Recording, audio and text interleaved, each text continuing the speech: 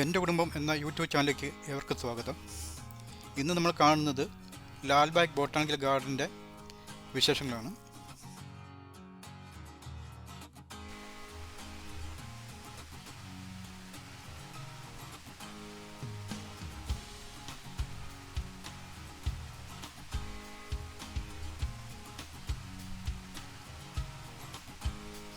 ഇവിടെ ഒരു ലേക്കുണ്ട്, നല്ല ഭംഗിയായ ലേക്കിനകത്ത് താറാവുകൾ ഓടി കളിക്കുന്നു. ഒരു 4-5 താറാവിനെ കണ്ടിട്ടുണ്ട് അവിടെ.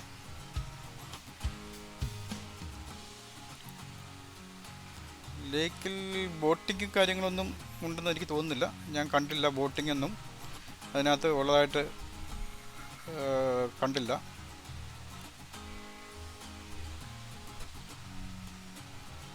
പിന്നെ നമ്മുടെ ബോട്ടാണിക്കൽ ഗാർഡൻ്റെ എൻട്രി ടൈം 6 to 7 ആണ്. രാവിലെ 6 മണിക്ക് ഓപ്പൺ ആയിട്ട് വൈകിട്ട് 7 മണി വരെയാണ് ബോട്ടാണിക്കൽ ഗാർഡൻ്റെ ടൈമിങ്. പിന്നെ അതിൻ്റെ ഫീസ് വലിയവർക്ക് 25 രൂപയും കുട്ടികൾക്ക് 10 രൂപ ആണെന്ന് തോന്നുന്നു. എനിക്കത് ഉറപ്പല്ല, എന്നാലും 25 രൂപയാണ് വലിയവർക്ക്.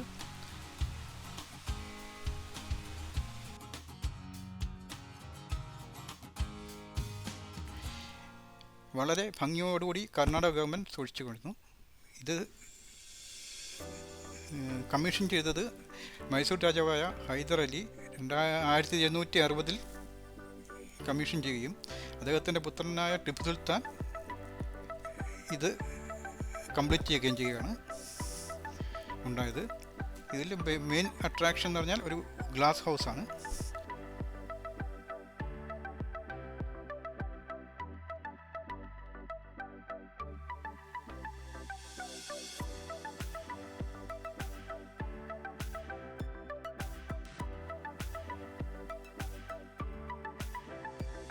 പക്ഷേ ഫ്ലവർ ഷോ ജനുവരി 16 ആരംഭിച്ച് ജനുവരി 26 തീരുന്നതാണ്. അപ്പോൾ ഈ വീഡിയോ പോസ്റ്റ് ചെയ്യുന്ന സമയത്ത് ഫ്ലവർ ഷോ ലാൽബാഗിൽ നടന്നുകൊണ്ടിരിക്കുകയാണ്. എല്ലാവർക്കും സാധിക്കുമെങ്കിൽ പോയിന്ന് കണ്ടാൽ വളരെ ഭംഗിയുള്ളതായിരിക്കും. പിന്നെ ഇത് മെയിൻറ്റെയിൻ ചെയ്യുന്നത് വളരെ വൃത്തിയായിട്ടാണ്. അത് കണ്ടോ, ആ ചെടികളൊക്കെ കണ്ടോ, എത്ര വൃത്തിയായി വെട്ടി ഒതുക്കി ഭംഗിയായി അത് ചെയ്യുന്നത് ഒരു കലാകാരൻ്റെ സൃഷ്ടി പോലെയാണ്.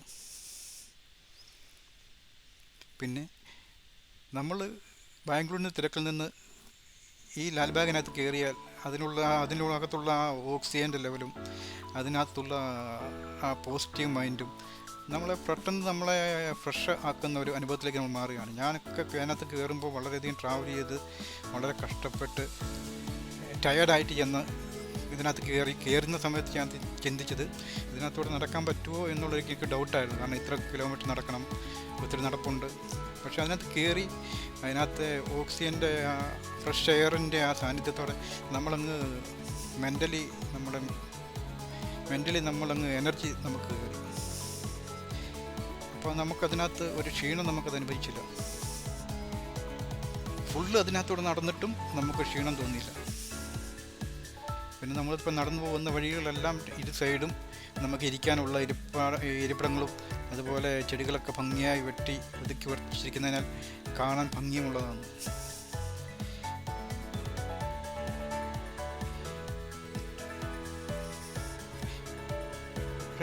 നല്ല റഷാണ് ഈ സമയത്ത് ഈ ബൊട്ടാണിക്കൽ ഗാർഡനകത്ത്. ആൾക്കാർ ഒത്തിരി പേര് വരുന്നുണ്ട്, അതുകൊണ്ട് റഷ് ഇച്ചിരി കൂടുതലാണ്. ഇതിനകത്ത് വീഡിയോ അലോ ചെയ്യുന്നില്ല എന്ന് ഞാൻ കയറിയപ്പോൾ സെക്യൂരിറ്റി പറഞ്ഞത് വീഡിയോ എടുക്കാൻ പാടില്ല, വീഡിയോ അലോഡല്ല, വീഡിയോ എടുത്തു കഴിഞ്ഞാൽ ക്യാമറ അവർ ഫൈൻ അടയ്ക്കണം, അല്ലെങ്കിൽ ക്യാമറ അവർ സീസ് ചെയ്യും എന്നൊക്കെ പറഞ്ഞ് ആണ് കയറിയത്. അതുകൊണ്ട് ഞങ്ങൾ ഗോപ്രോയ്ക്കകത്ത് വീഡിയോ എടുക്കാതെ മൊബൈൽ ക്യാമറയ്ക്കകത്ത് ആണ് ഉള്ള വീഡിയോ എടുത്തിരിക്കുന്നത്. അതുകൊണ്ടാണ് ഈ ഷെയ്ക്ക് വരുന്നത്.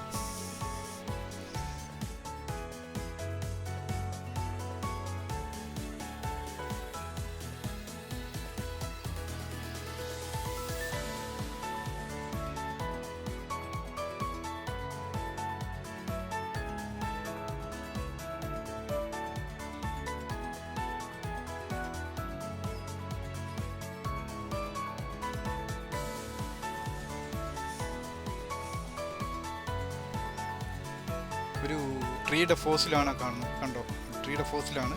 അത് മരം ഉണങ്ങി അതിൻ്റെ ഫുള്ള് പോസിൽ മാത്രമായിട്ട് നിലനിർത്തുന്നു.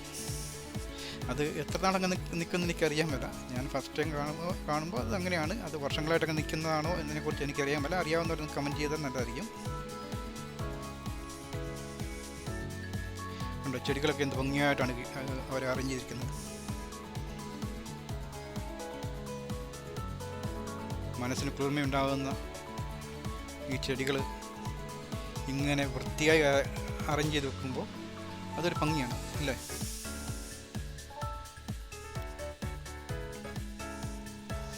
ഈ ചെടിയും ഈ പൂവൊക്കെ നമ്മുടെ നാട്ടിൽ ഇഷ്ടം പോലെ ഉണ്ട്. പക്ഷേ ഉണ്ടായാൽ അത് എങ്ങനെ അറേഞ്ച് ചെയ്യുന്നു എന്നനുസരിച്ചിരിക്കും അതിൻ്റെ സൗന്ദര്യം.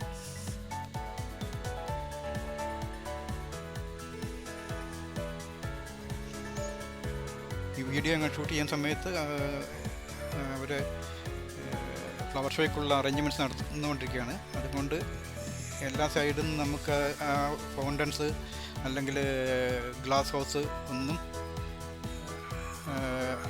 അതിൻ്റെ വർക്ക് കംപ്ലീറ്റ് ആയില്ല എന്നാൽ അതിനകത്ത് കയറാൻ പറ്റില്ല. 2 നായ്ക്കൾ നമ്മുടെ ഗ്ലാസ് ഹൗസിന് കാവലിരിക്കുന്ന കാഴ്ചയാണ് നമ്മൾ കാണുന്നത്. അത് ഗ്ലാസ് ഹൗസിൽ അവർ ചെടികൾ കൊണ്ട് നിറയ്ക്കുകയാണ്. ഇഷ്ടംപോലെ ചെടികൾ ഭംഗിയായി അവർ നിറച്ചുകൊണ്ടിരിക്കുന്നു. നമുക്ക് അതിനകത്ത് എൻട്രി ഇല്ല, ഇപ്പോൾ വീഡിയോ എടുക്കാനും പാടില്ല. അതുകൊണ്ട് അതിനകത്തോട്ട് നമ്മൾ കയറുന്നില്ല. പക്ഷേ ഇത് പോസ്റ്റ് ചെയ്യുന്ന സമയത്ത് അവിടെ എല്ലാവർക്കും അലൗഡാണ്. കാരണം ഫ്ലവർ ഷോ നടന്നുകൊണ്ടിരിക്കുകയാണ്. കണ്ടോ, ഇതൊക്കെ ഫ്ലവർ ഷോയുടെ ഭാഗമായിട്ട് അവർ അറേഞ്ച് ചെയ്തിരിക്കുന്നതാണ്. എന്ത് ഭംഗിയായിട്ടാണ് അറേഞ്ച് ചെയ്യുന്നത്. ഇത്രയും പൂക്കൾ എങ്ങനെ ഒരുമിച്ച് ഇത് പൂ ഉണ്ടായി നിൽക്കുന്നത് എന്തെങ്കിലും മരുന്ന് അടിച്ചിട്ടായിരിക്കും, അല്ലെങ്കിൽ അത് ഒരേ സമയത്ത് പൂ ഉണ്ടാകാൻ സാധ്യത വളരെ കുറവാണ്. കണ്ടോ, പുഴ പോലെ ആ ഹോളിൽ നിന്നും വെള്ളം ഒഴുകി വരുന്ന ഒരു രീതിയിലാണ് പൂ അറേഞ്ച് ചെയ്തിരിക്കുന്നത്. ഒരു ബെൻസ് കാർ വന്ന് കിടപ്പുണ്ട്, നമ്മുടെ അല്ല.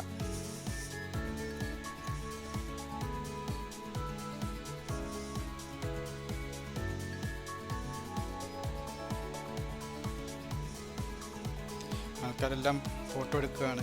കാരണം ആ ചെടികൾ ഭംഗിയായി അവർ അവിടെ അറേഞ്ച് ചെയ്ത് വെച്ചിരിക്കുന്നുണ്ട്. ഫോട്ടോ എടുക്കാൻ കണ്ടോ, ഇതൊക്കെ വളരെ ഭംഗിയാണ്. വളരെ ഭംഗിയായിട്ട് അവർ അറേഞ്ച് ചെയ്തിരിക്കുന്നുണ്ട്. ഇതൊക്കെ കണ്ണിന് തിളക്കമേകുന്ന കാഴ്ചകൾ സമ്മാനിക്കാൻ ഫ്ലവർ ഷോയ്ക്ക് എല്ലാവർക്കും പോകാൻ പറ്റുമെങ്കിൽ പോയി കാണുക.